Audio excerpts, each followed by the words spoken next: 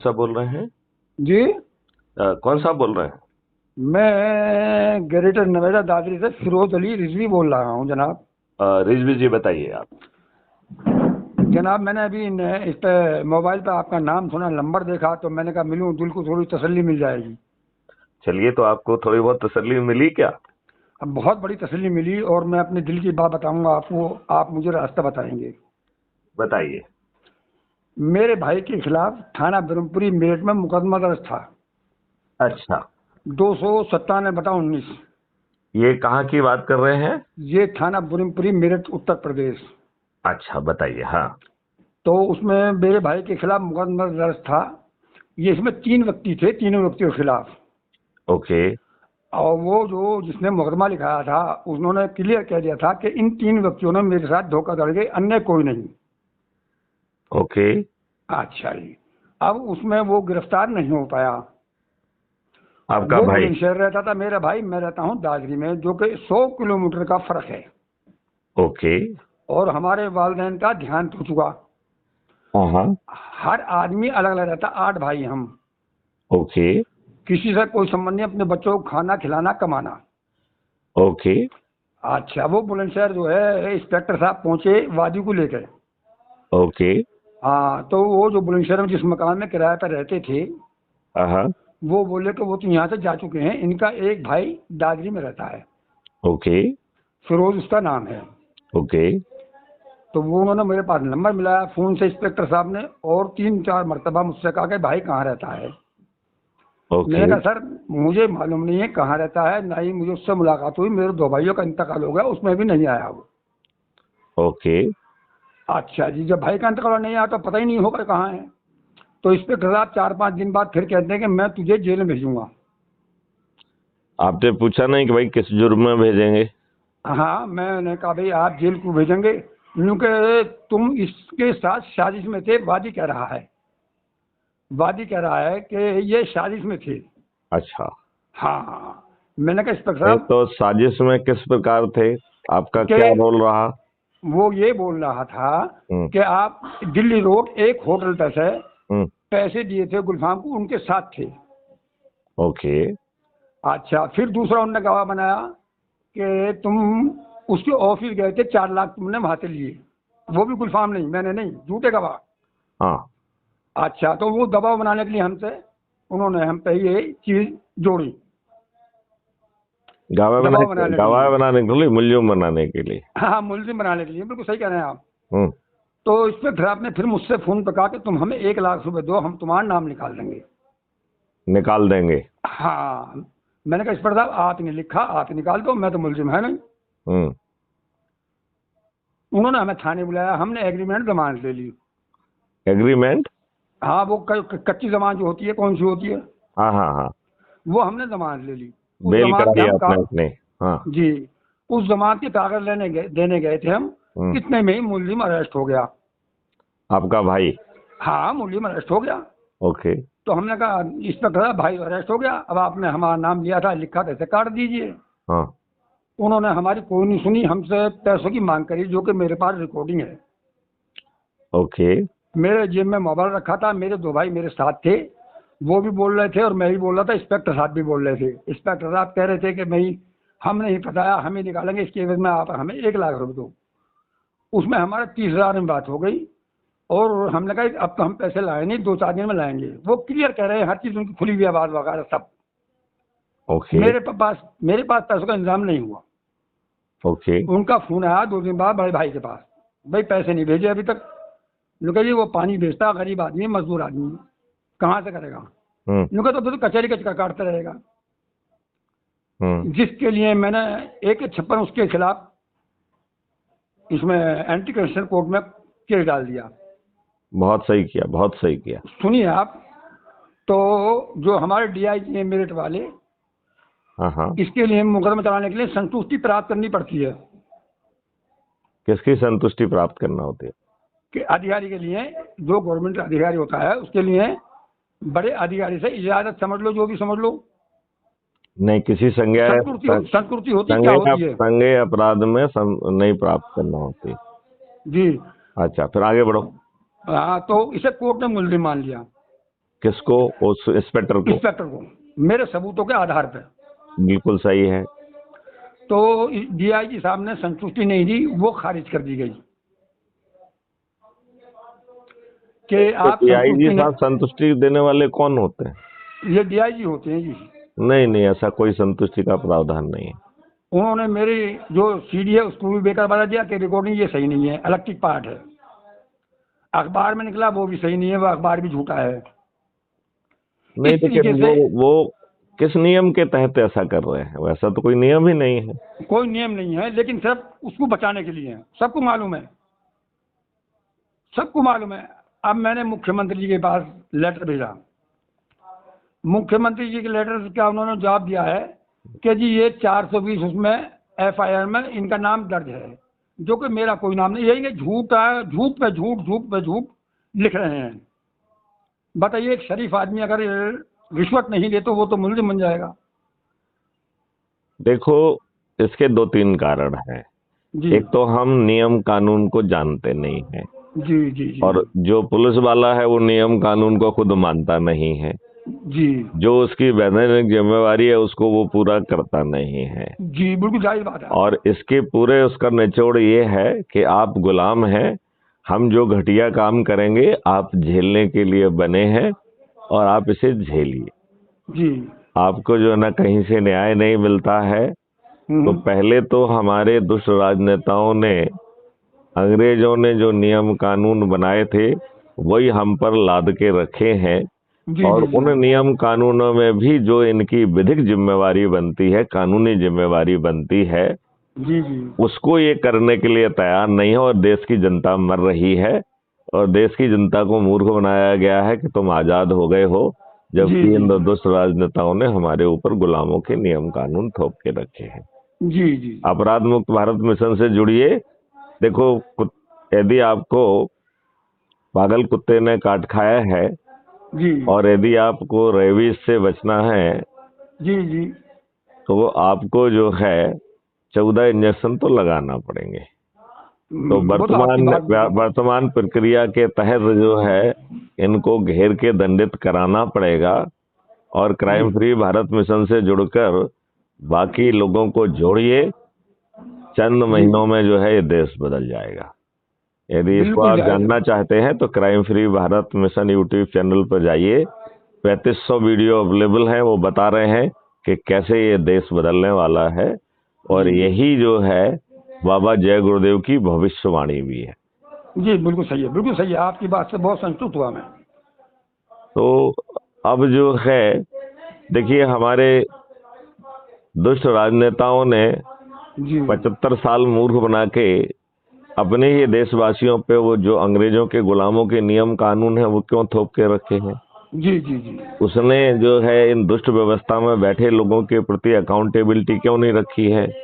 जी वो डीआईजी कौन होता है अपनी संतुष्टि देने वाला? जी ऐसा कोई संतुष्टि का प्रावधान नहीं है। हाँ, मेरे ख्याल से संतुष्टि की बजाय कोई परमिशन वाली बात होगी। हाँ, वो जो संतुष्टि करप्शन एक्ट में परमिशन होती है वो जी हाँ, डीआईजी परमिशन को नहीं देना होती है।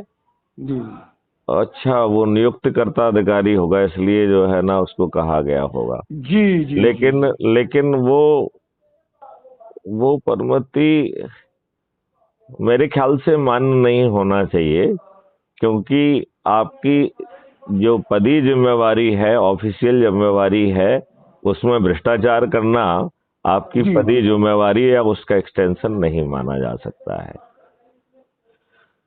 लेकिन कचहरी को अपना, कोर्ट को अपना काम करना चाहिए। जी, कोर्ट ने और कैंसिल खारिज कर दी। किसको खारिज कर दिया? हमारी एक छप्पन खारिज कर दी कि आप संस्कृति नहीं ला पाए, इस करके खारिज की जाती है। स्वयं पुष्टि लाने अब यही तो अंग्रेजों के कानून है। जी जी जी मेरे ख्याल से आप जो कह रहे हैं that is called the employer की कॉन्सेंट, जिसको कहते हैं। तो इंस्पेक्टर जो है उसकी अपॉइंटिंग अथॉरिटी डीआईजी को माना जाता है, और अपॉइंटिंग अथॉरिटी परमिशन देता है। जी जी ये मेरे ख्याल से उस नियम के तहत होना चाहिए। अभी मैं बहुत अच्छे ढंग से पूरी बात नहीं समझ पाया, लेकिन मेरा अनुमान शायद यही है। ठीक है ना? जी जी आपका अनुमान सही है। मैं तो अनपढ़ आदमी हूँ सर जी। आ, आप जो है जी, इसकी अपील हायर कोर्ट में करिए। हाई कोर्ट में अपील करी थी, हम्म। तो जो हमारे वकील थे उनसे जज साहब बोले अभी आपका मेरठ से मुकदमा खारिज नहीं हुआ है, हाँ। आप मेरठ वापिस जाइए, यहाँ से केस वापिस ले लीजिए। ओके। उन्होंने वापिस ले लिया जैसे उन्होंने मुझे बताया है वकील साहब ने, हम्म। जो को उन्हें वापिस नहीं लेना चाहिए था। वो कहते जज साहब से कि जज साहब मैं अपने क्लेम से मालूम कर लूँ, मुझे 10 मिनट की इजाजत दे दीजिए, वापिस लूँ या कैंसिल करवाऊं। नहीं, वापिस लेने के बाद आप जो उन्होंने कहा है कि अभी आपका खारिज नहीं किया है, उस बात को समझ लीजिए। और यदि वो ये कह रहे हैं कि बीच में और कोई कोर्ट है, उस कोर्ट पे जाना चाहिए जिसको रिव्यू कोर्ट कहते हैं या अपीलेट कोर्ट कहते हैं। नहीं नहीं और नहीं ये यदि ये डीजे कोर्ट के से नीचे की बात है तो आप नहीं डिस्ट्रिक्ट एंड सेशन जज पे चले जाइए, क्या दिक्कत है। नहीं, जब से मेरठ से खारिज नहीं हुआ था, जिस टाइम हम पहुंच गए थे पहले ही 1/56 हमारी खारिज नहीं हुई थी, हम पहले ही पहुंच गए थे मेरठ के, हमें संस्तुति नहीं दी जा रही है। ओके। जी, तो जज नहीं साहब नहीं, बोले जस्ट ए मिनट। तो जी, अब जो है अभी क्या स्टेटस है, खारिज हो गया नहीं हो गया? वो खारिज हो गया। उसके हाँ, बाद तो फिर आप मैंने वकील भेजा। खारिज होने के बाद उसके उसके जो हाँ, है फिर मैंने दोबारा लगा दीजिए। हाँ, दोबारा लगाया वकील साहब ने हमारे, हाँ। तो उनके वकील खड़े हो गए, इनको ये तो ये वापिस ले चुके हैं, ये रहा ओके। वो वापिस ले चुके हैं, तो कोर्ट ने कह दिया जाइए आप यहाँ से। नहीं नहीं नहीं नहीं नहीं, उसमें पूरी बात इनको बताना चाहिए थे ना कि कोर्ट के ये कहने पे हमने कोर्ट के आदेश से ही उस समय वापस लिया था। वो तो उन्होंने बताया सब कुछ कराया, उनको नहीं नहीं ले चुके हैं, आप ले चुके हैं वापिस, जाइए जाइए। देखो, इसका सिर्फ एक ही मतलब निकलता है कि आप गुलाम हो। जी जी जी जी गुलामों के ऊपर कुछ भी किया जाए, भारत का हर निवासी गुलाम है, आप इसे झेलिए। जी आप इसी को झेलने के लिए बने हुए हो, ऐसा ही जो है ना कानून में लिखा है, और कानून की व्यवस्था दुष्ट है। जी जी जी और इन राजनेताओं ने ऐसे कानून से आपको बाहर नहीं निकाला है। जी अब आपके साथ पास एक ही विकल्प है कि पूरी तरह से भिड़ जाइए और जन जन तक जो है ना क्राइम फ्री भारत मिशन को पहुंचाइए। चंद महीने बाद क्राइम फ्री भारत के चंद्रगुप्त जो है जो विजयी होंगे, और ये सब न्याय बदल देंगे, कानून बदल दिया जाएगा। जी। अच्छा, मैंने फिर मुख्यमंत्री जी को लेटर लिखा कि इस मुकदमे की विलोचना क्राइम ब्रांच द्वारा चाहता हूँ, और उसमें सारी तफसील खोल दी मैंने। बहुत सुंदर किया, बहुत अच्छा किया। तो उन्होंने आदेश कर दिया, बहुत अच्छा। लेकिन थाना ब्रह्मपुरी के ये क्षेत्रीय अधिकारी और थाना अध्यक्ष, इन्होंने आईटी के जवाब में दिया है कि ये उसमें FI में नाम इनका दर्ज है, जो कि मेरा नाम तो दर्ज था ही नहीं, जो 3 लोगों में तो आपका नाम था नहीं। हाँ, यानी कि गुमराह करना, झूठ बोलना। दोबारा जाइए कि साहब देखिए ये FIR है, इसमें मेरा नाम नहीं है, ये भाई साहब झूठ बोल रहे हैं। SP साहब को मैं देखा आता कागज 6 महीने पहले। SP साहब मेरे जो हैं, ये बात आप साथ में फिर से मुख्यमंत्री को भी लिख दीजिएगा, साहब ऐसा ऐसा हो रहा है, मैंने उनको SP साहब को दे दिया है, लेकिन इसकी एक एप्लीकेशन मैं आपको भी दे रहा हूँ। अभी इतने समय बाद SP साहब ने हमको न्याय नहीं दिया है। अब तो SP साहब से पूछा जाएगा कि स्थिति क्या है, बताइए आप। जी, देखो, सवाल ये है कि व्यवस्था दुष्ट है, दुष्ट है। और दुष्टता को आप झेलिए। जी जी, और इन्होंने अपने कानून की आंखों पे पट्टी बांध के रखी है। बिल्कुल तो कानून अपने आंख पे पट्टी बांधे और ऐसी तैसी रिजवी जी की कराए। बस बिल्कुल जायज बात सर आपकी, बिल्कुल जायज बात आपकी। तो अभी आप बताओ कि साला हमारी न्याय व्यवस्था को अपनी आंखों पे पट्टी बांधने का क्या हक है? क्या हक है? अरे हम तो कह रहे हैं कि आम आदमी में 2 आंखें होती हैं, हमारी न्याय व्यवस्था के पास 1000 आंखें होना चाहिए, जिसमें कोई अन्याय हो ही ना पाए। हो ही नहीं पाए। तो अंग्रेजों ने जो न्याय व्यवस्था बनाई, जिसकी आंखों पे पट्टी बंधी हुई है, और वो आपकी आंखों में पट्टी बंधी हुई है, और तुम भारतीय गुलाम झेलो, तो रिजवी जी आप भारतीय गुलाम है, आप झेलिए इसको, बस। और क्या है? जी, देखो, मैं बड़े सरल शब्दों में बात कह रहा हूँ। जी। आपको यदि समझ में आ रही हो तो मुझे मालूम नहीं है कि आ रही कि नहीं आ रही है। नहीं, आपको मैं मेरी समझ बात रहा हूँ, समझ? बात आपकी समझ रहा हूँ, बहुत अच्छी तरह समझ रहा हूँ सर। हाँ मैं 60 साल का हूँ सर। हाँ हाँ। नहीं, तो लेकिन ये विडंबना का विषय नहीं है कि लोगों को फंसाया जाए, तोड़ा जाए, बदमाशी की जाए, मक्कारी की जाए, और जो षड्यंत्र पूर्वक लोग इनके साथ हो गए उनकी बात सुनी जाए। मतलब अजीब सा देश हो गया है। अब मैं डीआईजी साहब से मिला था अभी 1 महीना पहले। नहीं, लेकिन आप ये बताइए कि आप निर्दोष हैं, आपका नाम नहीं, आपको तंग किया जा रहा है, जी। और आप जो है ना चारों तरफ घूम रहे हैं। हाँ आप हाँ, कोई न्याय नहीं मिल रहा। आप त्रासदी में हैं, हाँ आपको न्याय नहीं मिल रहा है, कष्ट आप झेल रहे हैं। हाँ, जो भ्रष्ट लोग हैं वो ऐश कर रहे हैं, भ्रष्ट, हाँ ये हकीकत बिल्कुल, बहुत बढ़िया, बहुत बढ़िया। और जो है वो जाएंगे तो शासकीय खर्च पे जाएंगे, जी। और यदि कोई क्षतिपूर्ति कभी मिलेगी तो सरकार की तरफ से मिलेगी, उनकी जेब से कुछ जाने वाला नहीं है। नहीं नहीं। तो ये देखो, यही लाटसाबी व्यवस्था आपके ऊपर थोपी हुई है, और अपराध मुक्त भारत मिशन का दूसरा लक्ष्य यही है कि जी। व्यवस्था को पारदर्शी बनाया जाएगा, अकाउंटेबल बनाया जाएगा, संवेदनशील बनाया जाएगा। यदि वह निर्णय विलंब से लेगी तो भी, और गलत निर्णय लेगी तो भी, तो व्यवस्था को अपनी जेब से क्षतिपूर्ति देना होगी, बिल्कुल सही और वो बात। क्षतिपूर्ति इतनी बड़ी होगी कि व्यवस्था की फट जाएगी, और व्यवस्था जो है आगे चल के गलत निर्णय लेने की बात भी उसके जेहन में नहीं आएगी। अभी वो आपको फंसा रहा है, वो आपको दुख दे नहीं, वो रहा तो है, हमने, वो भ्रष्टाचार कर रहा है, और ऐसी कम तैसी आपकी हो रही है। जी मेरी हो रही है भाई। उसने कोर्ट में दे दिया, कोर्ट में मेरा नाम दे दिया, हम्म। चार्जशीट में, विलोचना में। अच्छा, अब मैं हर महीने मेरठ जाता हूँ यहाँ से। अब आप ये बताइए कि 60 साल का एक वयोवृद्ध व्यक्ति न्याय की गुजारिश में जो दाएं बाएं घूमता है, जी जी और उसे न्याय नहीं मिल रहा है, ये कैसा न्याय और क्यों हमारे ऊपर थुपा हुआ है? जी और ये जी 15 अगस्त और जो है ना 26 जनवरी को कौन सा स्वतंत्रता मना रहे हैं जब इन्होंने कानून हमारे पास ऊपर गुलामों के थोप के रखे हैं?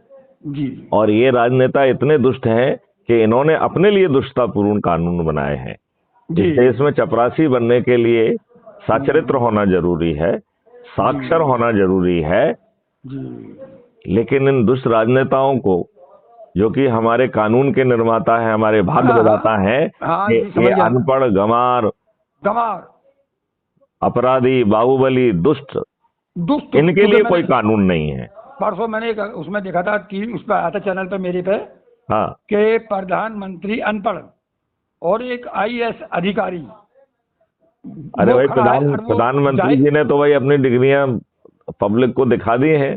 जी अब आप उनको अनपढ़ मत कहिए। नहीं, अब वो बात अलग है, वो बात अलग है कि साहब उस डिग्री में हाँ हाँ, नाम प्रिंटेड लिखा है, जबकि उस समय कैलीग्राफी से नाम लिखा जाता है। भाई ये बारीकियां, लेकिन ये आम आदमियों के लिए नहीं है ये। नहीं है। हाँ, तो उसमें ये दिया है यूट्यूब पे कि एक आईएएस अधिकारी खड़ा है और अनपढ़ आदमी बैठे हैं।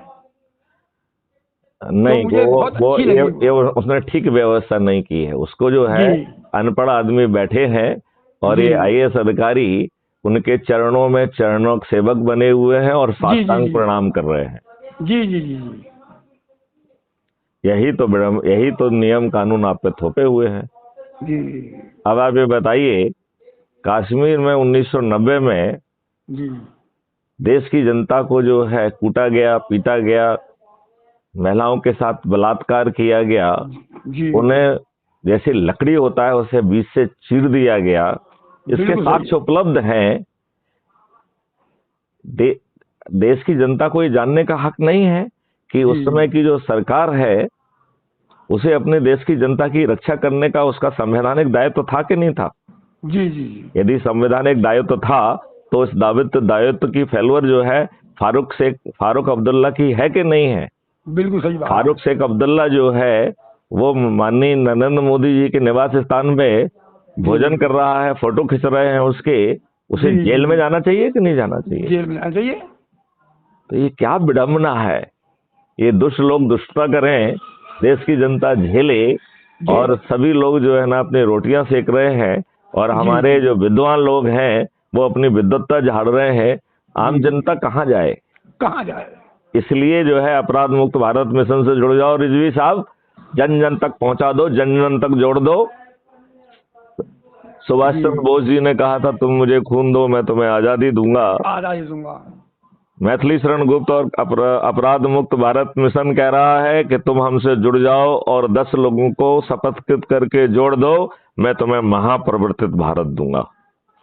जिस देश में जो है सभी राजनीतिक पार्टियों के सभी राजनेता पराजित हो जाएंगे और ये इतना भारी मॉडल है कि वो मतदान के पहले अपनी हार स्वीकार करने के लिए बेबस होंगे जी। तो जुड़ जाइए रिजवी साहब।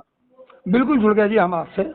इसका जुड़ने का तरीका है कि मैं अभी SMS से आपको लिंक भेजूंगा, वो अपराध मुक्त भारत मिशन के ऐप की लिंक है। जुड़ने का तरीका केवल उसी लिंक से जुड़ के आप ऐप के सदस्य बनेंगे। एक मिनट सुनिए, ये मेरा बेटा है, इसको बताइए, क्योंकि ये आपको जो बताएंगे ये वो ही करेगा। ये पढ़ा लिखा है, ले भाई सर जी का DI साहब बता रहे हैं कि हम। मैं मैथिली शरण गुप्त बोल रहा हूँ।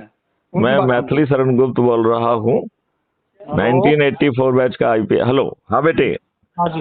मैं मैथिली शरण गुप्त बोल रहा हूँ, 84 बैच का IPS ऑफिसर हूँ। 7 साल तक DGP के पद पर रहा हूँ, DG रेलवे रहा हूँ, DG home guard civil defence disaster management रहा हूँ और DG पुलिस रिफॉर्म रहा हूँ। हाँ जी सर। मैं आपको ये समझा रहा हूँ कि अभी मैं आपको SMS से लिंक भेजूंगा। आप जो है उस लिंक को क्लिक करके जी जी ऐप को डाउनलोड करिए। उस ऐप का नाम है crime free Bharat mission app, right? Crime free Bharat mission app, अपराध मुक्त भारत मिशन ऐप, राइट? जी जी। उसमें जो है जब ऐप खुल जाए तो उसमें अपनी फोटो अपलोड करिए और रिजवी साहब का नाम लिखिए और लिखिए आगे शपथकृत चंद्रगुप्त, राइट? शपथकृत चंद्रगुप्त। इसका मतलब है कि हम लड़ेंगे, लोगों को जोड़ेंगे और प्रतियोगिता में फर्स्ट आने की कोशिश करेंगे और मेरिट लिस्ट में आ गए तो चंद्रगुप्त के रूप में हमें विधायक और सांसद का टिकट मिलेगा और नंबर 1 आ गए तो मुख्यमंत्री बनने का मौका मिलेगा, हो सकता है प्रधानमंत्री बनने का भी मौका मिल जाए, राइट? तो ये कॉन्सेप्ट है। अब जो है इसके बाद आप crime free Bharat YouTube channel पे जाइए, उस पर क्राइम फ्री भारत लिखिए, इंडिया मत लिखना, क्राइम फ्री भारत। अच्छा अच्छा। तो आपको हमारे मिशन का यूट्यूब चैनल मिल जाएगा जिसमें 3500 से अधिक वीडियो है। अच्छा, मतलब ये आपने पर्सनली बना रखा है?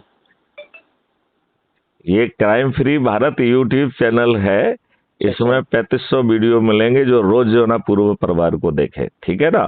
फिर जब आप ऐप डाउनलोड कर लेंगे तो ऐप में जो है अपने बारे में लिखिए विस्तार में, तो मतलब रिजवी साहब के बारे में, अपने पिताश्री के बारे में विस्तार में लिखिए, ठीक है ना?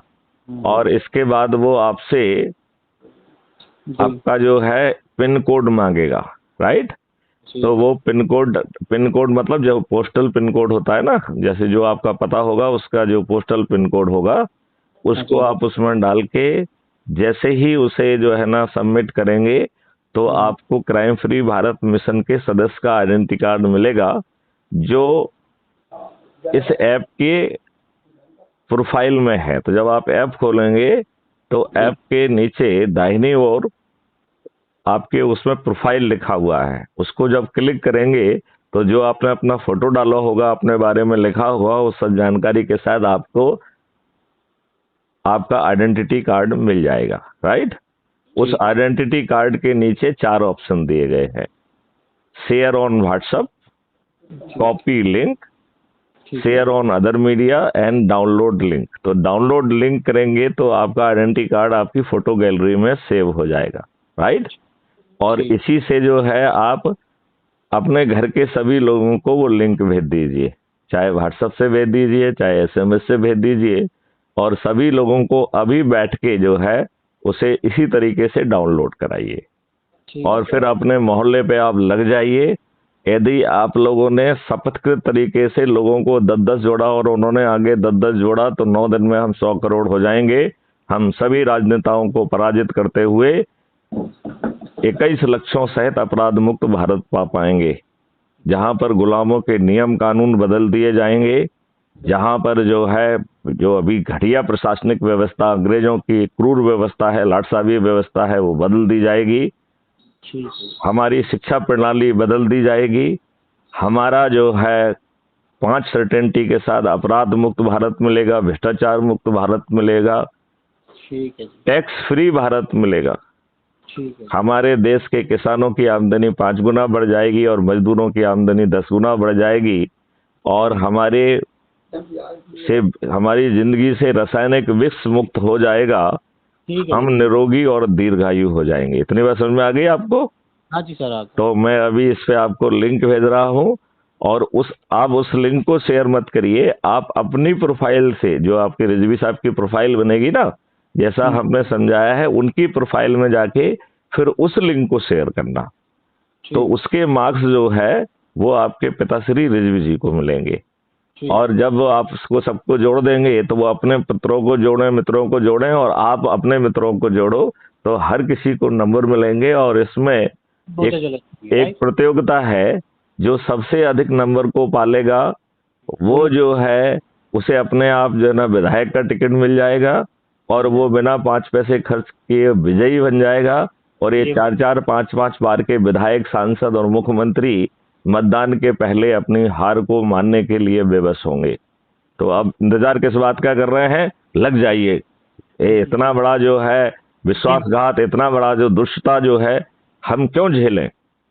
हमारे ऊपर जो गुलामों के नियम कानून थोपे हुए हैं, वो क्यों थोपे रहे? और ये हमारी जो बातचीत हो रही है, एक कल तक crime free Bharat YouTube channel पर ये बातचीत भी अपलोड हो जाएगी। तो अपने भाइयों के साथ ये बातचीत को भी शेयर करिए, ठीक है? Thank you. चलिए, आपका भगवान भला करेगा। आप अच्छे काम में जुड़ जाइए। आओ हम अच्छे नए भारत का उपयोग करें, जहाँ पे हर कोई सुकून से रहे, जिसको जो धर्म मानना हो वो माने, लेकिन एट द सेम टाइम ये जो अभी धर्म के नाम पे दादागिरी, बदमाशी हो रही है, वो बंद की जाए। ना तो कोई इस देश में ये कहने का हकदार होगा कि मेरी बात मानो नहीं तो मैं तुम्हें ऐसा कर दूंगा, और ना ही मुस्लिम ये कहने में के हकदार होंगे कि मेरे धर्म को मानो नहीं तो मैं तुम्हें काफिर मार कहूंगा, और मैं तुम्हारा सिर धड़ से जुदा कर दूंगा, और मुझे जन्नत मिलेगी और 72 हूरें मिलेंगी। ये शुद्ध मूर्ख बनाने की जो है ना बकवास है। यह आगे चल के संज्ञेय अपराध होगी। ऐसी बातचीत करने वाला जेल में सड़ेगा, और ये न्याय 3 दिन से 30 दिन के अंदर मिल जाएगा। आज की घटिया व्यवस्था विलुप्त हो जाएगी। आओ हम सब हिंदुस्तानी जुड़े, ये संदेश जो है ना जन जन तक पहुंचा दीजिए। अब भारत बदलने वाला है।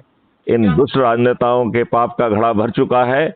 अब देश बदलेगा, नियम कानून बदलेंगे, विधान बदलेगा, और पूरा देश बदल जाएगा, और भारत विश्व गुरु के रूप में स्थापित होगा।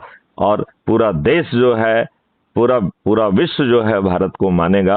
और भारत में जो जाति और धर्म के आधार पर बांटकर जो दुष्टतापूर्वक मक्कारी और बदमाशी की जा रही है, जहां प्रजातंत्र की हत्या की जा रही है, वो अब बदलाव आ जाएगा।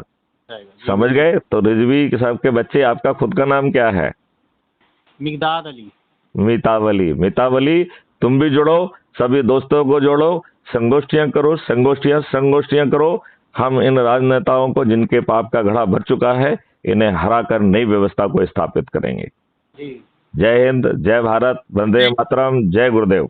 जय गुरुदेव।